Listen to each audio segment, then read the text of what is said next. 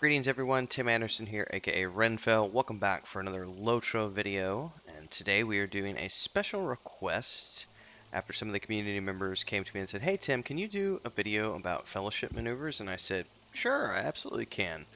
So we're going to be diving into that today. So if you're not sure what fellowship maneuvers are, they used to be called conjunctions. They're basically combos that your group can do. We're going to be explaining that in today's video with a bit of a walkthrough. If this is your first time tuning in to one of my LOTRO game guides, welcome aboard. Hopefully you liked the video enough to give it a like, subscribe to the channel, and hit the bell icon so you get updates for future content in this and other videos that I do. There's a lot of stuff that happens here on YouTube. Check it all out. And of course, if you like it enough and you want to support the channel, I would love it if you could join as a member. It's $3 a month, or you could head over to patreon.com/wandering hermits, where my wife, my brother, and I are building the world of the Weave in the Void, which is that world map behind me. You can join there for as little as $3 a month and get access to book chapters from the novel. There's the 5th edition tabletop books. There's a point and click game. There's a whole bunch of stuff over there, so check all that stuff out. So, we're going to dive in. If you have never seen fellowship maneuvers before, they are a group combo maneuver that can only be achieved when you're in a fellowship with other players. Now, if you hit Control Backspace, you're going to see the UI windows up here. What you're looking for is the Fellowship Maneuver Display window. Now, this might be in different places depending on your layout and how things have been. I don't know if you've customized your layout or not, or if it's in the default. I like to put mine over here in the sort of middle right, kind of to the, just somewhat to the left of the quest journal, but that's personal preference. Some people like it right in the middle. I've seen some people who put it down in here, um, down over in here. I like it right up here. Now, when you are grouped with at least one other player, you will occasionally have a fellowship maneuver pop up, and when it does, it's going to pop up in this window. Now, I'm not in a group right now, and trying to record this in a group setting would be chaotic because it's very fast paced when it happens. So what we're going to do is we're going to switch over now to some Google guides, and we're going to walk through. There's a great guide over at lotrolife.com/fellowship underscore combos. I'm going to have the links to this below. But I also think that the Lotro wiki has a really good um, explanation of things. Now, you can choose which one you want to read through and which one is going to give you the information and explanation that's the most comfortable for you, but let me explain this as best I can. This icon that you're seeing in the top right of this screen, where you have a red button, a green button, a blue button, and a yellow button, this represents the fellowship maneuver that pops up over here. As I explained earlier, when you are in game, it's going to pop up here in this box for the fellowship maneuvers. So this is where you're going to see that clover icon, as I would call it. Now, once that's popped up, you're going to have 4 different options. And if you read through here on the actual page, you'll notice, let's get it up a little bit up over my name. You can see these here, hopefully. There we go. The red is for Ent's Strength, which deals direct damage of the same type as the weapon wielded. Stallion's Spirit restores power. Spider's Guile is direct common damage with a damage over time. And Eagle's Cry, which is the green, restores morale. So the easiest way to think about that is red is for red is for damage, yellow is for damage over time, blue is for power, green is for health. Now, when you trigger the Fellowship maneuver, um, this thing that pops up, right? But this button down here on the bottom right, where it shows you, it's the assist button. It looks like a bullseye with a ring around it, a ring of arrows around it. That's going to pop up when you see a fellowship maneuver being initiated. Um, and you can click that, and then you will pop up the actual clover icon itself, which is this that you see in the top right here. Now, what's interesting about the fellowship maneuvers is that not a lot of people use them anymore. It used to be a big deal back in the day when the game was far more group based. These days, it's not that big of a deal. The reason it's not used so much is because there are a ton of different combos, and we can scroll down the page very quickly, and these are all the combos. You can see it's very complex. You start with length 2 fleshes, which are just two of the same kind. Then you have length 3 fleshes, which are three of the same kind. You have length 4 fleshes, which are four of the same kind.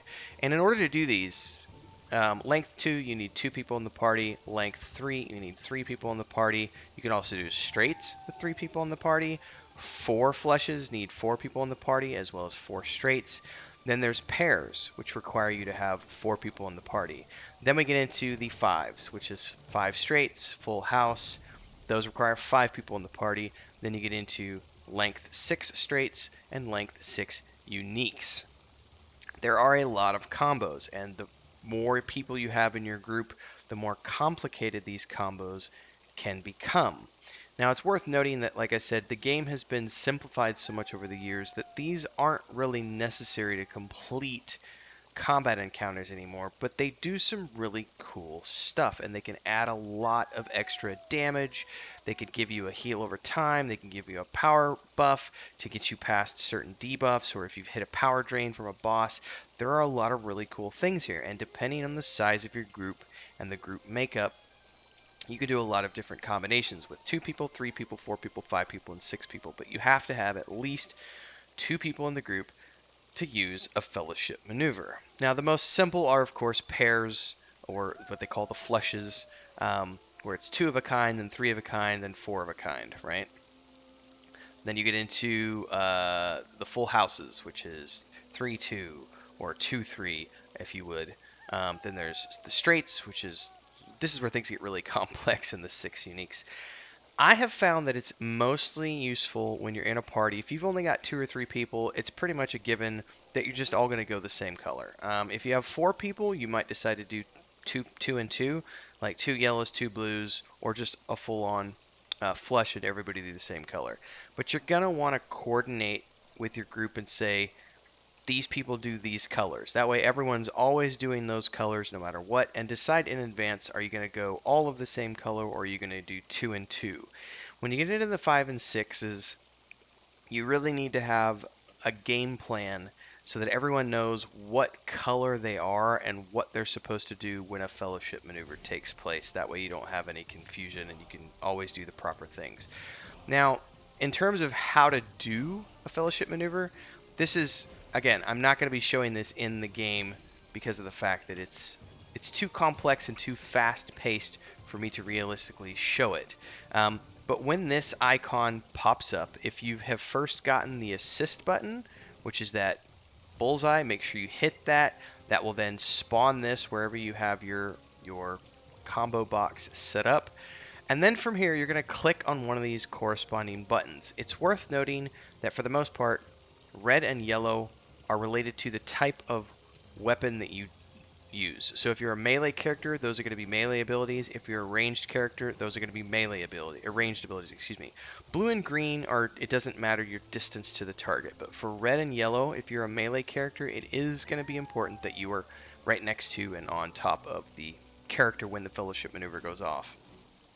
There's some really good explanations over here in the LOTRO wiki section about what you can expect when you do a combat a maneuver, a fellowship maneuver, um, because it will basically when you trigger a fellowship maneuver and you click that button to do your ability, your character is going to freeze in place until such time as the fellowship maneuver has been completed, and you can't do any other actions during that time, although you could move and therefore cancel your ability.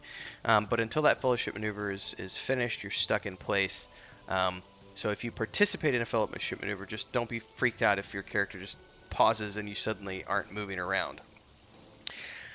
Um, I would highly suggest that you read through these explanations before you go out there and do fellowship maneuvers so that you understand things like, the fellowship maneuver is based upon the strength of your character and the strength of your abilities, and the higher in level you get, the more powerful these fellowship maneuvers become.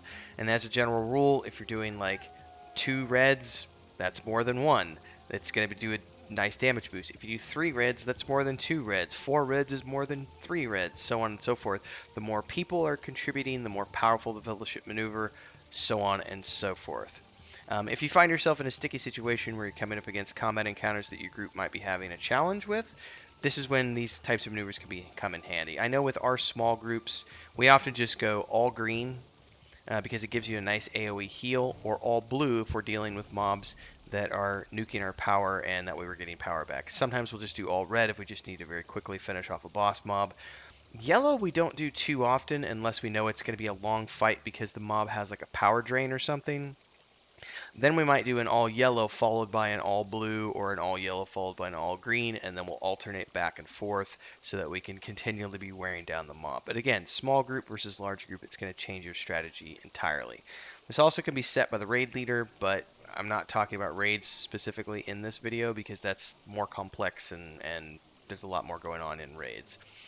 So again, whichever you choose, you could choose the Lotro Life website or the Lotro Wiki, and you can read this. It's worth noting that for the most part, fellowship maneuvers occur randomly and require that the target be stunned or knocked down in a group with a signature or higher enemy. It won't happen on normal mobs, right? However, burglars and guardians also have special skills that start fellowship maneuvers, and they have a list of those skills here on the Lotro wiki. These skills that start fellowship maneuvers. The hunter actually has one as well, as does the lore master, but the guardian and the burglar in particular get 3 abilities each that in some cases immediately trigger, in some cases, it's a chance to trigger. Burglars can also, actually, I think the abilities might all be, I forget with the burglar because I don't have a burglar. A burglar can also use marbles to initiate a fellowship maneuver. There's a cooldown associated with this, but these are the various marbles that you can use, and the target level requirement for you to be able to use the marbles to trigger a fellowship maneuver. So, that, ladies and gentlemen, is in essence a sort of easy breakdown of the fellowship maneuvers without actually showing anything in combat because that can get really, really complex. And like I said, it's very fast paced. So when the combat is happening, in group scenarios, you're going to get these that pop up. It's only going to be there for a few moments. You have a few moments to participate in a fellowship maneuver. If the mob dies, that icon will go away. If you move out of range, you might not be able to participate. There's a lot of stuff that can happen, so rather than trying to show that during a complex combat scenario, hopefully you get the gist of the explanation and you can go forth and uh, partake in a fellowship maneuver of your own with your favorite group friends. If you like this video, don't forget to like it and subscribe to the channel, hit the bell icon so that you can continue to get more of my Lotro game guides as they come out.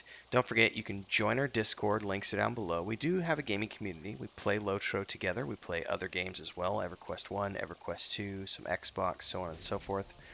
And of course, if you would like to support, which would be awesome because you can help contribute to my ongoing adventures and going full-time on YouTube, don't forget you can join as a member here on the channel for $3 a month. There's some cool perks associated with that. Or you can go over to patreon.com/wandering hermits, where my wife, my brother, and I have the world of the Weave and the Void that we're building.